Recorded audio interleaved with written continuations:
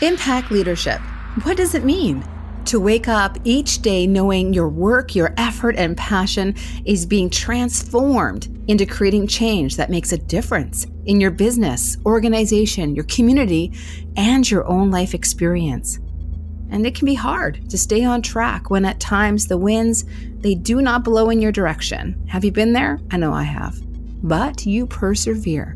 And one step forward at a time, you create something better. This is fulfillment in action. This is passion for impact. Today, we are having a conversation with two women who have a passion for gender diversity and equity and have hit the pavement with that passion by creating an impact business that has the most fitting name, The Thoughtful Company. Isn't it great? The Thoughtful Company supports women in understanding and negotiating their compensation and advises employers on attracting and retaining women over the long term. Their goal is to create structures that allow women to thrive over their full career. Co-founders Jillian and Sophie are equal parts passion, purpose, and action. Ready to grow your leadership and your skills? Here we go. This is the Passion for Impact podcast with speaker, trainer, and socially conscious advocate Tricia Miltimore. Thank you for joining in. This is Passion for Impact podcast, where we have one clear goal: to educate, to empower, and elevate social consciousness in people, business, and teams. Passion for Impact is brought to you by Rock Your Leadership, a customized module-based leadership training program for social enterprise companies and leaders. We train impact leaders on how to grow success, drive change, and most importantly, not burn out. Visit passionigniter.ca/rock your leadership for more details. Well, the Thoughtful Company, their mission to enable recognition, opportunity, and influence for women in the workplace through individual and employer coaching. Co-founders Jill and Sophie want women to be paid equally to men and want workplaces to be set up for women, not just for men. They relentlessly drive towards this in two ways: supporting women in understanding and negotiating their compensation. Yes, I think many of us need help with that. And advising employers on attracting and retaining women over the long term. If you have a team, if you are a woman, or you know a woman and you want to be an ally, this conversation is for you, and I am excited for it. Welcome, Jill and Sophie, to Passion for Impact. Thank you so much. Excited to be here. Thank you so much. I really am. First of all, okay, the Thoughtful Company. I mean, you could not have a better name for a company than the Thoughtful Company. How did that come about? I'm so curious because I just love it so much. Thank you. We have to give credit to Jillian there. Well, so Sophie and I had always had chats before we started the Thoughtful Company about just, working in general, women in the workplace, et cetera, very similar views. And one of those views is we both like to do things really well. And, sometimes companies are moving so quickly that they don't do things really thoughtfully, and then we have to redo them again. So that was kind of one of the reasons. And then I think with the work we're doing, which is supporting women and helping companies support women, it's so important to do it thoughtfully. And so it kind of just all lined up with our general views on how to work and then specifically what we're doing in our work. I love it. So it's the Thoughtful Comp, so CO, not full name. So the thoughtfulco.net is the website for anyone listening who wants to check it out. Okay, so let's get some context, as always, in the beginning here. If you wouldn't mind maybe sharing a little bit about yourselves and how you got involved in this arena and put the Thoughtful Company together. I don't know who wants to start, but feel free to take it. I can jump in. So I think it's been kind of a long journey for me. I initially studied structural engineering. And when I started university, I would say I noticed gender inequity less, at least in my own life in university. And a big piece of that is absolutely privilege. Being a white woman in an urban Canadian environment, there was definitely some protection to that. And then another piece as well is studying engineering is less subjective than other degrees. So I think I was kind of protected from some of the biases that some in more subjective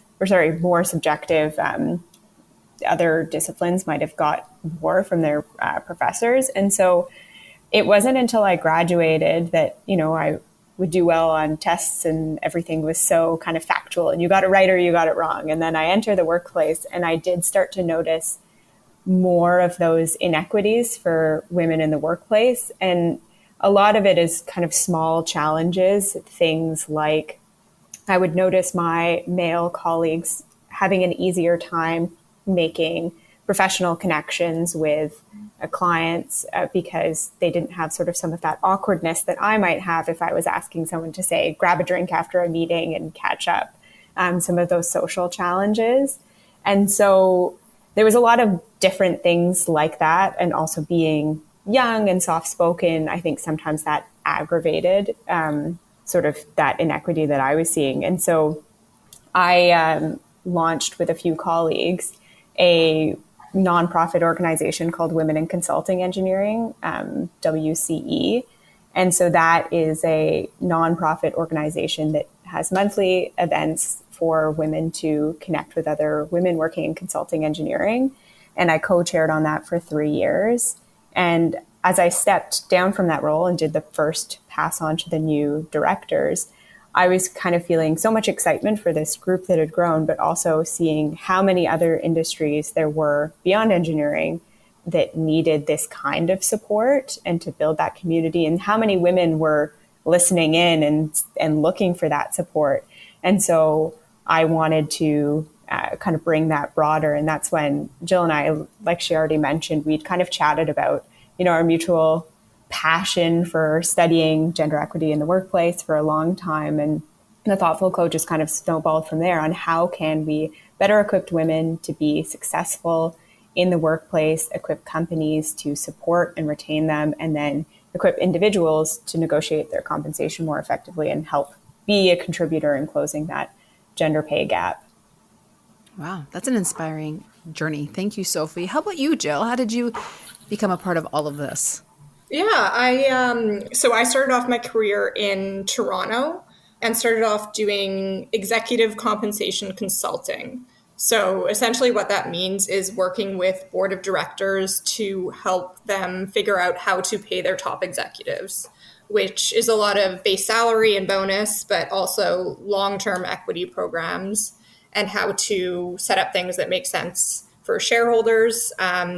So kind of a niche way to start. And then I'm from Vancouver, so I'd always planned to move back here and ended up moving back to do in-house compensation at Aritzia.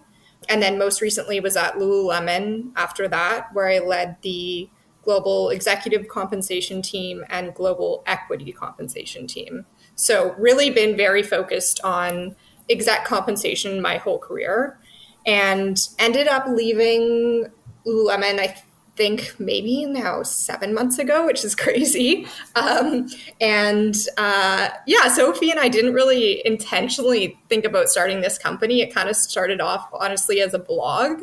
Like, we both really wanted to write about these issues that we were thinking, gender pay gap and engineering firms not always being structurally set up for women. And then after we started doing that, we really realized we actually want to get in there and make a change.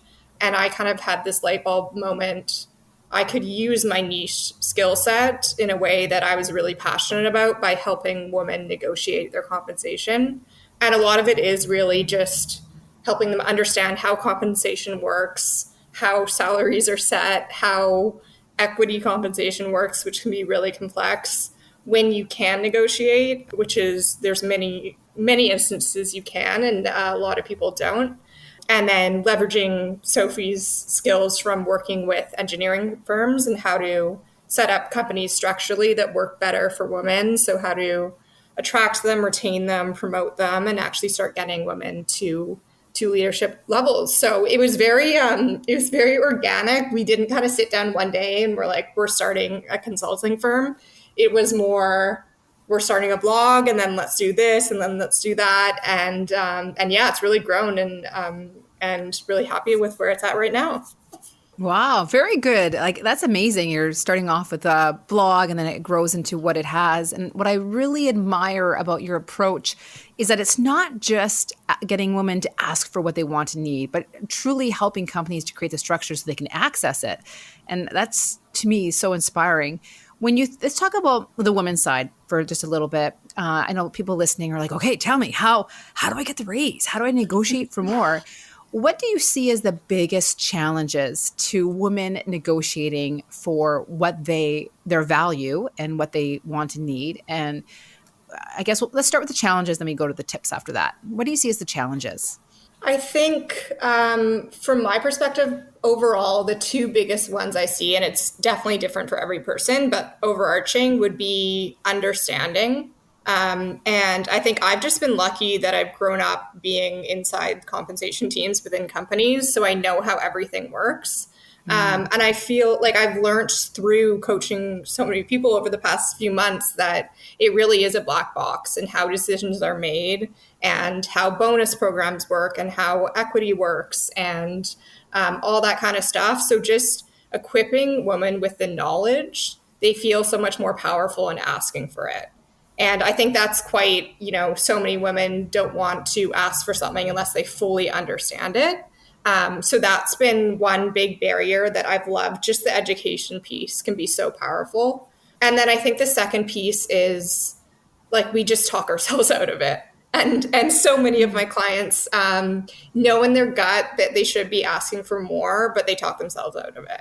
And so a big piece of what I do is just equip them with the facts and the knowledge and the support to feel comfortable asking for it. And really, I help women understand that asking for more money and negotiating is not always a negative thing. You can do it in a really positive way. And it can actually be a positive experience for everyone involved. Like it doesn't have to be this big, huge negative experience. So so those would be kind of the two overall things that I see. What do you mean by the black box? Describe that.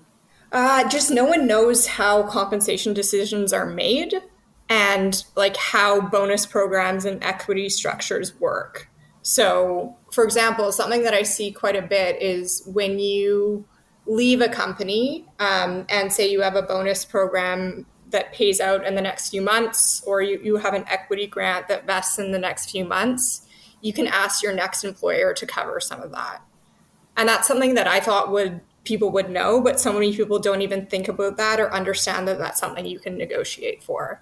So I kind of mean black box in the way that I find that just certain people like understand how these things work, and it's often men, probably through networks and, being told what to ask for and how to do it. But unless you know how things work, it's really hard to kind of make the system work for you. Knowledge is power. Yeah, totally. Out of curiosity, from what you've seen in the last little bit, and I've certainly seen a pattern of this with my own clients, is how are women talking themselves out of it? Like, what is their reason to not ask or reasons to not ask? I've had the majority of my clients have said to me, I didn't negotiate on hire because I wanted to prove myself first. And so I would say that is the biggest reason. Like they're not 100% sure that they deserve it, or they feel like they need to prove themselves before asking. Whereas men will often come in and know their value and know that they need to negotiate upfront and they're going to do really well at their job. So it really is a confidence thing. And I think, we just, even for a promotion, I see women talking themselves out of it. Like, oh, I'll just be promoted and I won't negotiate then. And then if I do a really good job in this role, then I'll negotiate at that point. So we kind of like at every step, you can talk yourself out of it. And so just coaching and supporting and letting people know that they already have value right now. That's why you're getting promoted, or that's why you're getting offered this job. And to just leverage that a little bit more. Right. I think to add to that piece of confidence too, is there's that feeling, and it's not a lack of confidence on an individual, but anytime you're a minority in any kind of environment, there is that sort of subtle subconscious temptation to sort of think, thank you for having me and letting me be here. And so I think any women in very male dominated environments as well that gets potentially more exaggerated because it's harder to negotiate when you sort of just feel like, thanks for including me, because otherwise I don't look like any of the people around me in this space. Oh, that is a powerful point. And even if it's not super conscious, it's like kind of there in the background without even maybe being aware of it, is what you're saying. Exactly. Wow. I never thought of that before. So interestingly, I've been working with administrative assistants, EAs, very professional women at different leadership events. And I've been noticing a thread of conversation around, when we're talking about asking for pay increases or benefits or whatnot, that sometimes it seems like if they have flexibility so that they can, manage household balance, if you want to call it that, although it's a terrible word, if they are receiving some form of flexibility, they will take that instead of asking for more money. It's like it has to be one or the other, which I think is an interesting thing. What are your perspectives on that kind of scenario? Yeah, I think that's so interesting, especially over the past couple years, because I think with COVID, so many of us have been working from home. So our schedules have become much more flexible. And now it's almost becoming an expectation in a compensation ask or in a new offer. Like if you're in a role that you still have to be in office every single day, that's almost becoming more rare now than having some flexibility. So I definitely saw that a couple of years ago where that was used as more as a negotiating tactic. But I think now we should feel empowered to ask for both. Like that doesn't make up for being paid below what you're worth. That's an added perk of the job. And so many companies are doing that to attract and retain the best people.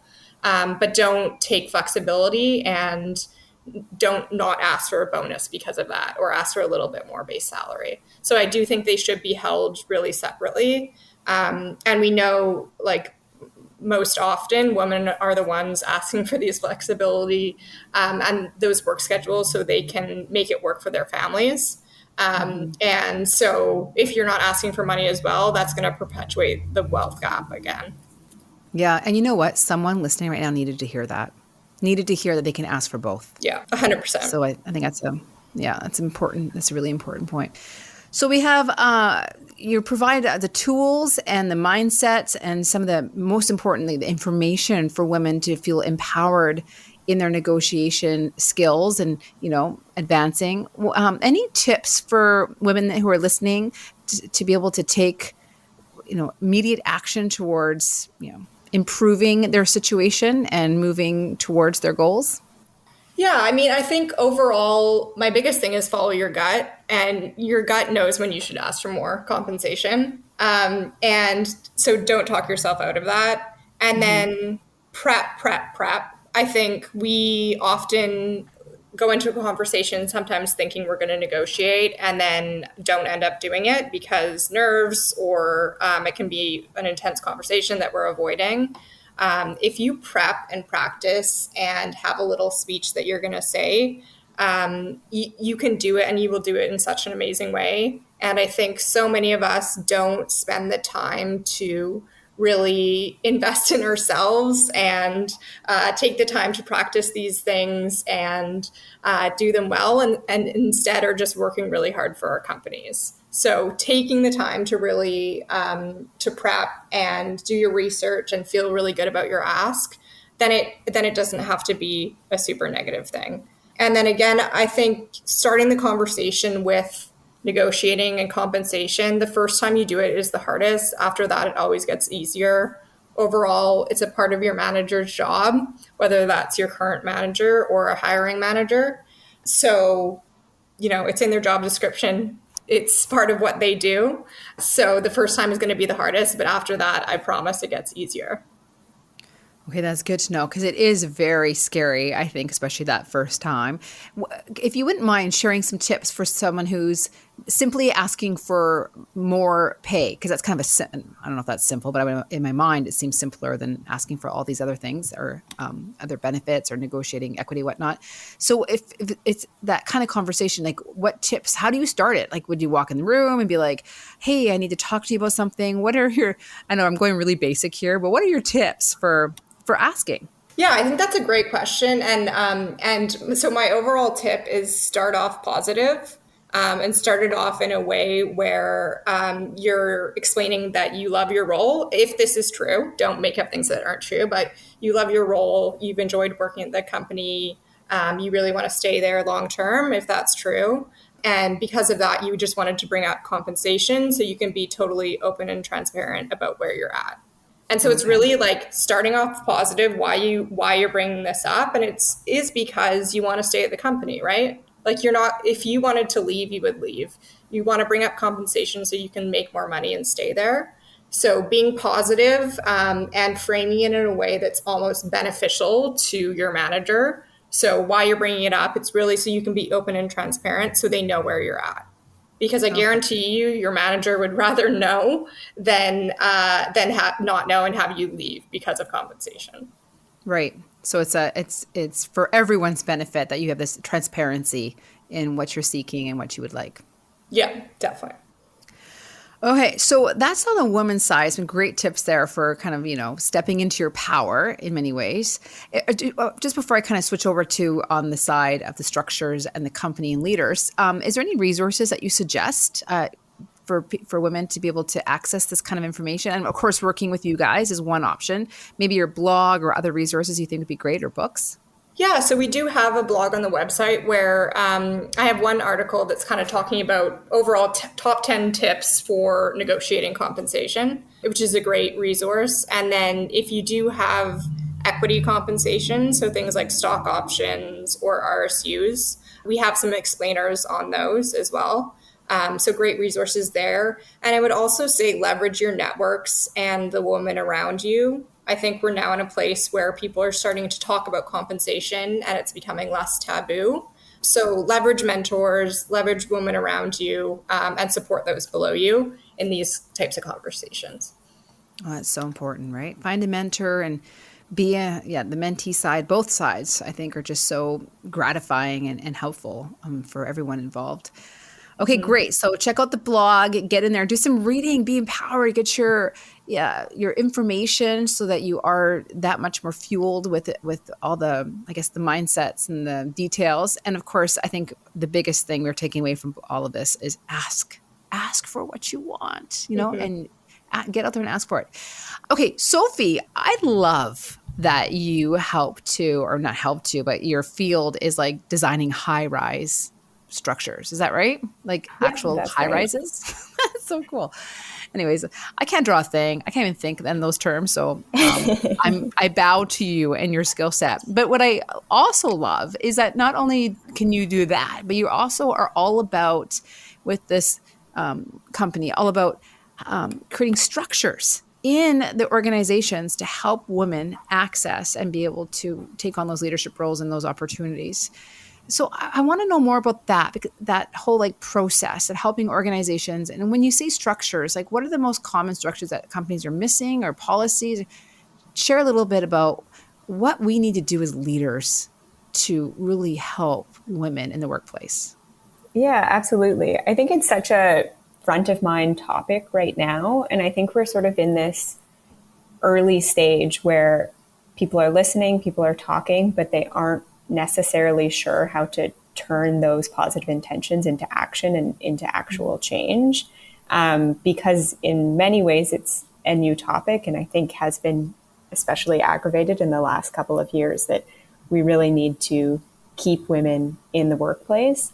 And so when I think of structures that really need to be implemented, that sort of the easy low-hanging fruit that can make a lot of impact, the first thing that comes to mind for me is employee resource groups, because I think that's a great forum to at least start having those conversations with the people that are looking for that support. Because every company is going to be unique, whether it's the region they're in, the industry they're in, or the specific social and political structure of their own working environment.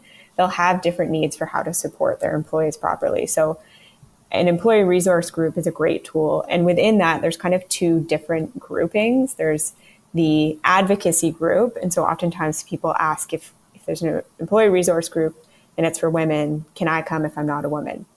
And the advocacy group is for everyone. That's for everyone to have discussions about how to make those positive changes.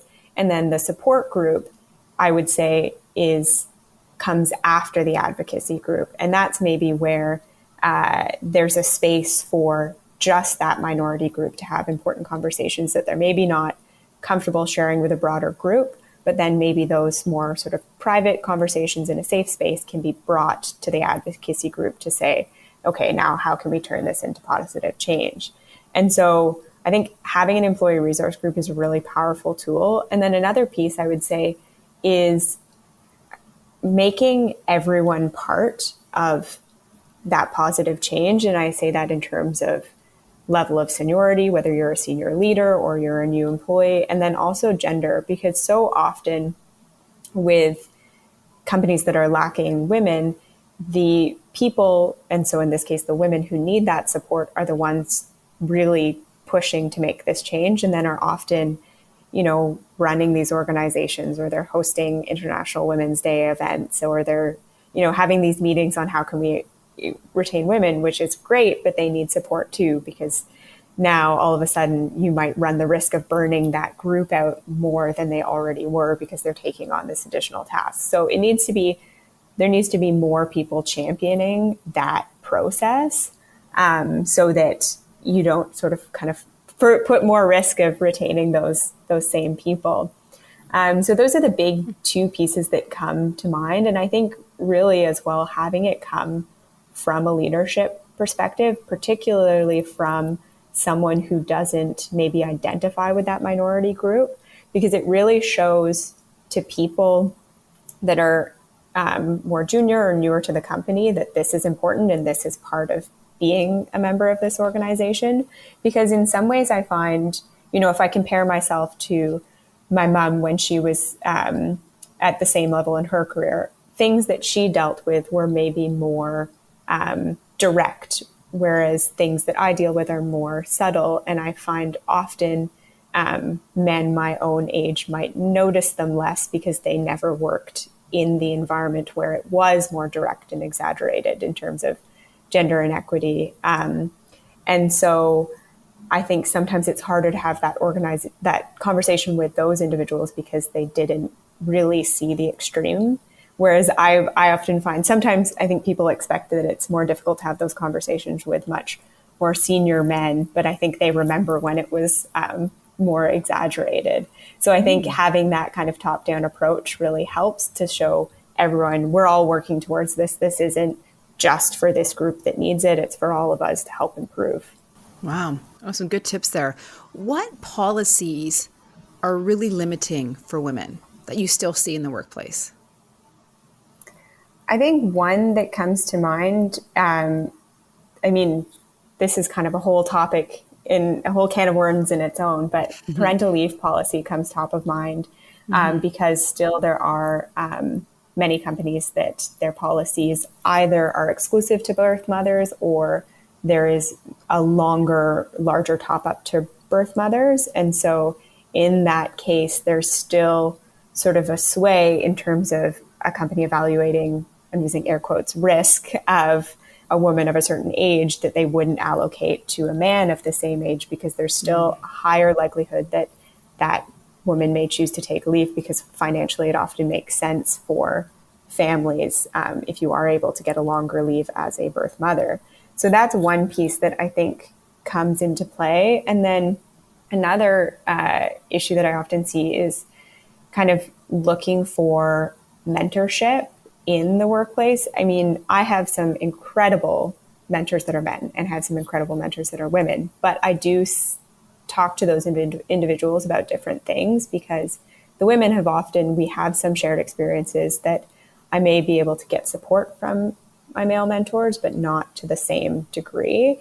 And because often there are so few women at that senior level, there's a risk of really overburdening those women. So how do you kind of get that growth? And so when I think of a policy change or a structure that can be put in place, I think having a very intentional mentorship program where you are making sure you're providing that support to younger and mid-level women to keep them in the workforce. And if it needs to be shared between, they have multiple mentors because there's not enough senior women to give that mentorship to everyone.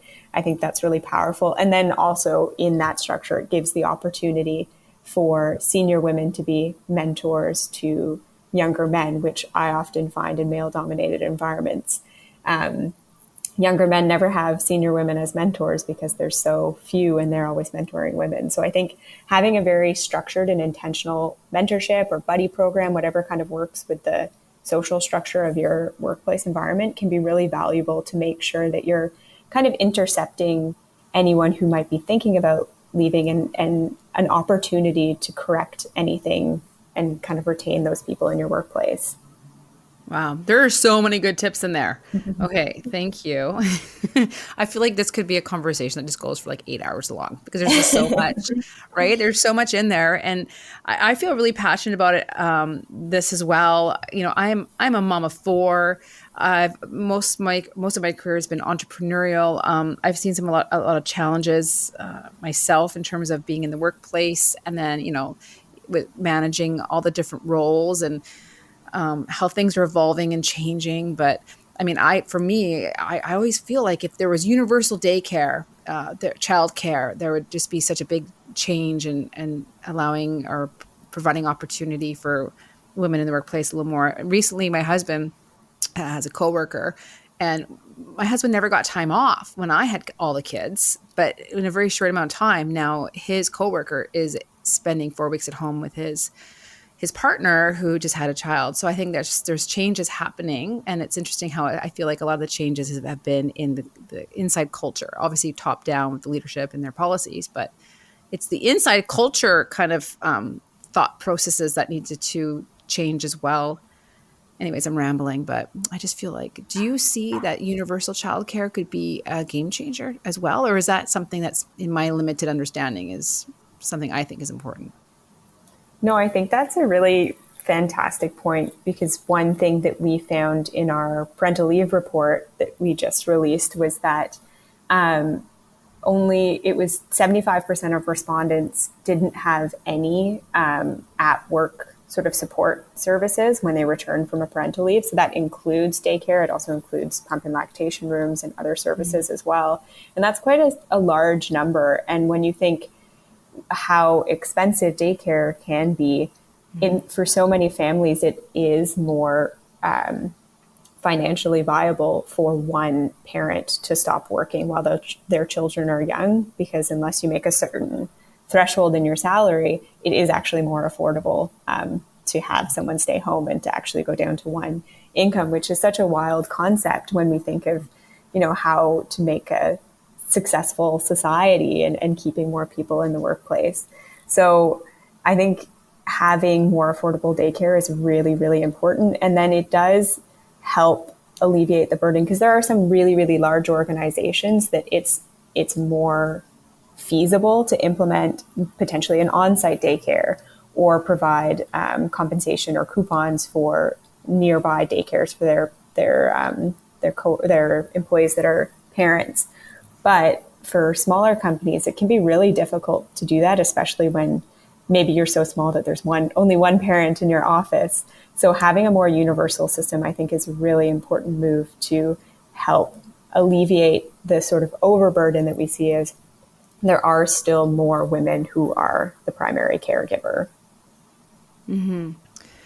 So this podcast is called Passion for Impact. And I'm super inspired by your passion that you both have taken and created something out of it. Let's talk about that story a little bit, if you don't mind. You started the company with a blog, and now you're consulting and you're working with both women and organizations. Again, I think that's brilliant. What are some of the challenges in getting started, and especially in this particular kind of realm and industry and topic? What were some of the challenges, and how did you work through them? Yeah, I think, you being an entrepreneur, I'm sure you can relate to a lot of them, but it just, my overall biggest challenge is where to spend the time. There's 8 million things we want to do in a day. We're both so passionate about what we're doing. Where should we focus our time?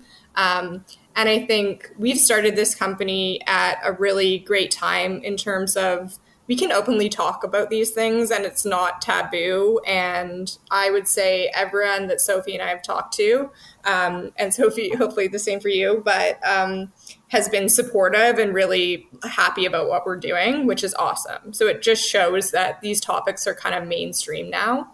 And I think the one piece that Sophie brought up before was so many companies are on board with this topic and want to, talk about it, do something about it, but it's really getting the budget behind it. And that's the biggest piece. Like, so many companies want to make these changes and want to be doing these things, but really demonstrating the business case behind it as well.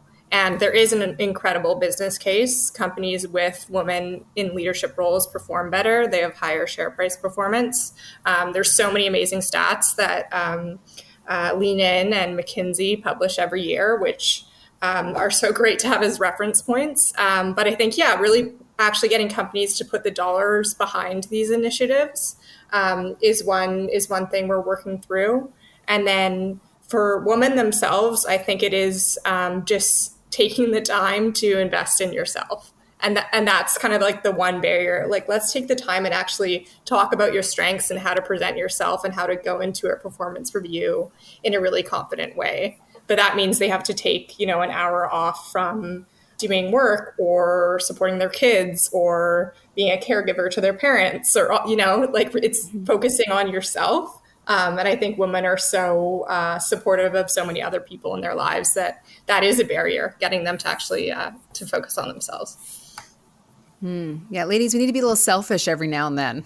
It's not a bad thing. Exactly. How about yourself, Sophie? What else do you have to include in there? Yeah, I think that is a main piece of it, is that sort of stressing what that sort of tangible value is that can be provided in terms of company success, because I think it is in some ways a new concept and something that hasn't necessarily been built into previous operational structures in terms of a cost that's being spent. But because so many companies are investing in EDI policies and improving retention and then seeing such successful returns, I think we are moving in the right direction. So I think it's a really, really critical time now. And I really do hope we see that needle moving more soon. I love your concept of, the low-hanging fruit for organizations to implement an employee resource group, the advocacy side of it. So just out of curiosity, I want to go back there really quickly. What do you see as being a determination of success or not with that? Because I have seen organizations where they say they want to do something, they have a group, they have a survey, they do some kind of like investigative or research, getting feedback, but then nothing happens from it, and it almost causes more harm than good in some ways if they're not acting on this information. Any tips for organizations for making sure they follow through? Yes, absolutely. I think it's such an easy kind of thing to have no follow through with. And I would say the biggest takeaway is data, metrics, targets, tracking. And I think it all starts with what is, like any sort of new initiative in a workplace, what is the intention? What are we trying to achieve? And so from that, I would say define ambitious but meaningful and realistic targets. And so that will look different at different companies, because it might be, a smaller pool from a graduation standpoint, or other companies within your industry are more equitable. And so maybe you have a retention issue, et cetera. So the targets are going to look different company to company, but setting meaningful targets, and then setting a frequency to check in and see if you are on track to meet those goals, both long-term and short-term. And so then you can start implementing policies, and maybe it's your mentorship program or your employee resource group, or it's doing outreach with academic settings or within industry events. And then at these checkpoints, you can see which areas are moving and which aren't. And so then you need to potentially go back and adjust things or reinvest your time, because I think so often it's really easy to, have this sort of one kickoff, or, this one group started, but not actually check in on what is happening long term, or even things like tracking retention within a certain group that's participating actively within a mentorship program versus a group that's maybe less active. And so, yeah, I think similar to any new initiative in an organization, I would say having meaningful targets, setting an appropriate frequency, and then tracking the success within those, and then reassessing your strategies at those checkpoints to see if maybe you need to reevaluate where you're putting your energy. Yes, I love that. Okay. Some amazing tip. Very thoughtful. That's why your company is called the Thoughtful. Is it the Thoughtful Co? Is that how you refer to it? Yes. Yeah. Of course, people can get in contact with you guys, the both of you, in terms of coaching for women and also coaching for organizations, which again is so important on both sides. Your journey has certainly brought you to a really interesting place, making some serious impact. What is next for the Thoughtful Co? What's coming up next? And what do you see happening in terms of positive changes in the future for this industry and for your area of expertise? That is a great question. We have, Sophie actually just created like a massive tracker of all the things that are coming up next for us. So we have a giant list. I would say the ones that we're kind of launching right now are workshops. So for organizations or companies, kind of like lunch and learn workshops where we can take you through some of the really impactful things we're finding, which Sophie kind of touched on. So one is how to create and manage an ERG. And Sophie has done a bunch of work there, so sharing her experiences. And so a really impactful workshop, one I run, is how to effectively negotiate your compensation. So I've done that for a few women's organizations. And we have another one on data tracking, which Sophie was just talking about in the previous question. So we're really excited about those shorter, really impactful sessions that can hopefully help us reach more companies and more organizations and more people. Sophie? Yeah, I think Jill kind of covered all the main points there, but it is funny. We're so new in so many ways. And so it's really exciting to see how much we've grown in this short time. And it is hopefully going to be a really exciting year for us. But I am really looking forward to doing more of these workshops as well, because it's such a fantastic way to help kind of companies that are maybe having these conversations for the first time do some of that initial work and help start to implement some really meaningful policy and support programs. And I'm really looking forward to that. You know, the work you're doing is needed. I look at my 3 girls and I wonder how it's going to be different for them. And I think it's going to be different for them in many ways. And I know we have a long way to go, but because of people like yourselves and your organization. So I just want to say thank you. Thank you for being champions for women in the workplace, supporting men and women to create space and opportunity. And it's just a very inspiring story that how you started with a blog and now you're here and you're consulting. And I'm excited about these workshops. You send me the links. I'll share it. I'm excited about that. Amazing. Before we kind of get to our last question, you have some offers. So why don't you share your offers? And then I have one more little question for each of you. Sure. So 2 offers. I'll start on the first one. We are offering 20% off your first compensation negotiation session. And so that is an intro Zoom call. So you can be located anywhere and helping you to feel empowered to really negotiate your compensation in whatever form that is. Maybe it's a performance review, a promotion, or a new offer. And so we talk through the different elements of your compensation, how you want to present it, how you want to ask, which I really like focusing on one number instead of a range, and then how to talk through your strengths and do some role playing, which seems weird, but can be really, really impactful for the conversations. Awesome. Thank you. Yeah, and we have one other offer as well, which is we just released our 2022 parental leave report. And so that looked at industries all across Canada and we're offering 25% off purchasing that parental leave report. And so it's a great way to see, where your policy stands, whether you're an employee or an employer with other industries within your sector. with other companies within your sector, and, help to have either validate the policy that you already have, pat yourself on the back, or have some important conversations on what other things that might be implemented if you want to help move that needle a little bit. Awesome. Thank you. So important, impactful things here, opportunities to work with both of you. Again, it is the thoughtfulco, right? .net. Did I get that right? Yeah. thethoughtfulco.net. I got it right at the end of the interview, right? That's key. Okay, one more question for you. I love this one. I probably ask it every episode, but share with me the best wisdom you have ever received. Who wants to go first? Who's going to take that one? Oh, my God. Sophie, do you have an answer? I need a sec. Oh, yeah. Let's see.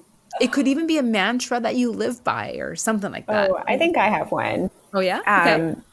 Yeah, I would say the most sort of important mantra that I live by is, it's not if you need to make change, and, sometimes we can reflect on mistakes we might have made or something we would have done differently. Always just think about those as, how can I improve in the future and grow and just continue to grow? Don't dwell in that moment, just always continue to grow. And I think that's also really been helpful to me in terms of growing this business as well, because things always look differently and you can always shift and pivot and improve in the future. But there's no point in dwelling on something that you didn't like the outcome. Love that. How about you, Love Jill? that one. So I think right now, if I'm thinking of my mantra, it's really following the things that give me energy. And I've really, since leaving kind of the corporate world and now starting this entrepreneurial journey, I've really been trying to stick to that, and helping women negotiate their compensation thoroughly brings me joy. And I think it gives me energy, every one of these conversations I have. And I haven't had that in previous roles. And I think I just feel like I'm in the right place right now. And I think just following what gives you energy, whether that's in work or social, like what people kind of bring you up instead of potentially drain you. And especially right now, I mean, the world has gone through crazy things in the past few years. So really making sure you stick to things that bring you energy instead of drain you. Okay, well, I am very inspired. Thank you for your wisdom. Thank you for your expertise and your energy to the both of you, Jill and Sophie. And of course, thank you for sharing your passion for impact. It's been a pleasure. Thank you so much for having us. Thank you. Those are amazing questions too. That really got me thinking as well. Yeah, absolutely. Awesome. Passion for Impact is sponsored by the Inspire Store. Need a gift that inspires? Inspire Store features exclusive ethically made goods and jewelry that embodies these 3 words: yes, you can. Every purchase supports Food Banks Canada. Plus, you will receive Tricia Miltimore's popular personal development Shift Up e-course. Empowerment awaits you. Shop with impact at inspirestore.org. Hey, if you love learning how to live and lead in a caring and fulfilling way, and you find this show inspiring, please share with your friends, rate and review this podcast. Passion for Impact is brought to you by Rock Your Leadership, a customized module-based leadership training program for social enterprise companies and leaders. We train impact leaders on how to grow success, drive change, and not burn out. Visit passionigniter.ca/Rock Your Leadership for more details. Thanks for listening. Thank you for listening to the Passion for Impact podcast. Visit passionigniter.ca/podcast to subscribe for episode notes, links, and special offers from show guests. Cast your vote. Make your impact, one socially conscious choice at a time.